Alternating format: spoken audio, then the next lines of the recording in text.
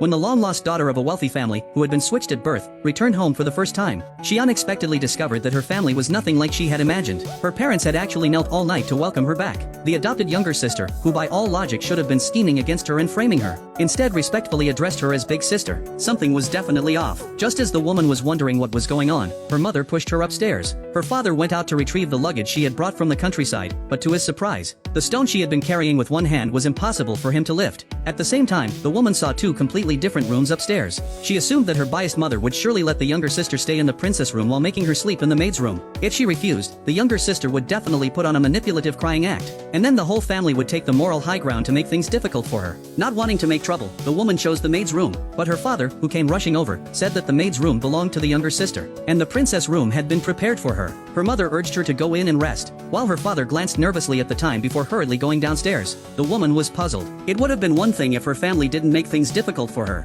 but why did they seem afraid of her? Too exhausted to think further, she went to sleep. The next day, before she could even wake up, she was startled by urgent knocking. Her younger sister said that if she didn't come along immediately, it would be too late. Just like that, she was dragged upstairs. Her parents had already prepared breakfast, yet no one dared to touch the utensils. The younger sister told her to sit properly and not to move at all. No sooner had she finished speaking than a nanny, decked out in gold and jewelry, burst through the door. The whole family immediately greeted her with extreme respect, as if she were the true master of the house. The woman was completely baffled. She couldn't understand why her family would be afraid of even a nanny, so she slammed her hand down and demanded that they tell her what was really going on. The younger sister trembled in fear. Their mother timidly said that this was how things had always been and that she would get used to it. Then she told her to follow her sister to school later to register. Before the woman could figure anything out, her parents had already run off in fear. After that, she put on some uncomfortable clothes and went to school, only to be shocked to find that, instead of being chauffeured in a luxury car like a wealthy heiress, she had to ride an electric motorcycle with her younger sister. After arriving at school, the younger sister sat in the last row. At that moment, a delinquent student picked up a cup and walked toward them. The woman thought he was just one of her sister's simps, probably trying to act tough in front of her by targeting her.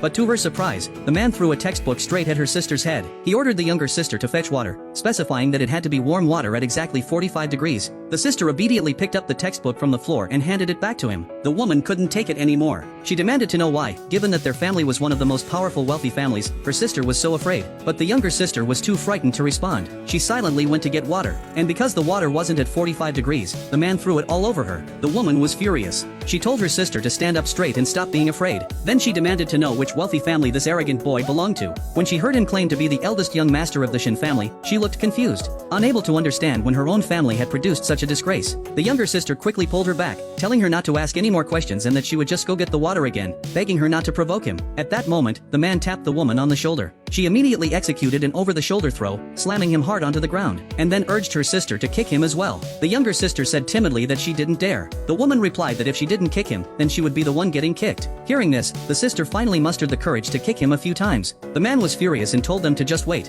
then went off to call his older brother. Instead of being afraid, the woman told him to hurry up. Then she turned to question her sister, saying that ever since she had entered the house, all their strange behavior indicated that they were hiding something very important from her. The younger sister insisted that they weren't hiding anything. The woman said that even if they didn't tell her, she would find out the truth sooner or later. After school, the two of them went home together. At that moment, the younger sister noticed that the boy was driving their family's luxury car, and had brought his older brother to get revenge on them. However, although the so-called older brother looked extremely intimidating, the moment he saw the woman, he immediately dropped to his knees and called her boss.